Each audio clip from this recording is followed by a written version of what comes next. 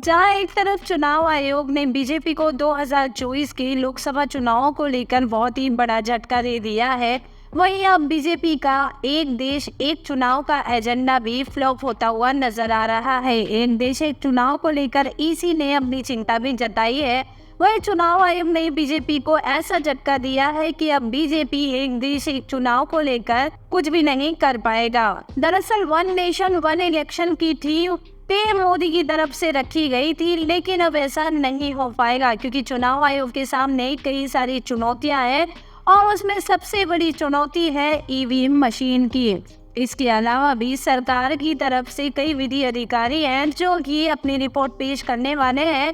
वहीं पर चुनाव आयोग ने कह दिया है कि एक वोटिंग मशीन में 3 हिस्से होते हैं, जिसमें कंट्रोल यूनिट, बैलेट यूनिट और 12.37 लाख वीवीपैट की जरूरत होती है।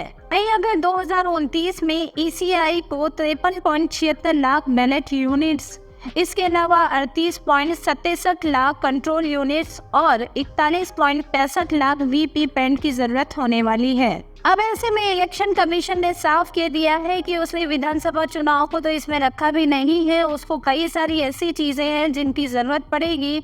बैलेट के अलावा भी चिप्स की जरूरत भी पड़ेगी, जो कि सबसे ज्यादा महत्वपूर्ण है। ऐसे में 2029 को लेकर भी चुनाव आयोग ने कह दिया है कि अगर सही व्यवस्थाएं नहीं होती है तो वन नेशन वन इलेक्शन का कॉन्सेप्ट अभी लागू नहीं किया जा सकता। फिलहाल चुनाव आयोग ने अपने हाथों को खड़ा तो कर दिया है, वहीं बीजेपी की सारी के सारी संरचनाओं की धज्जियां उड़ चुकी है। वहीं पर बीजेपी की प्लानिंग पर पानी भी फिर चुका है।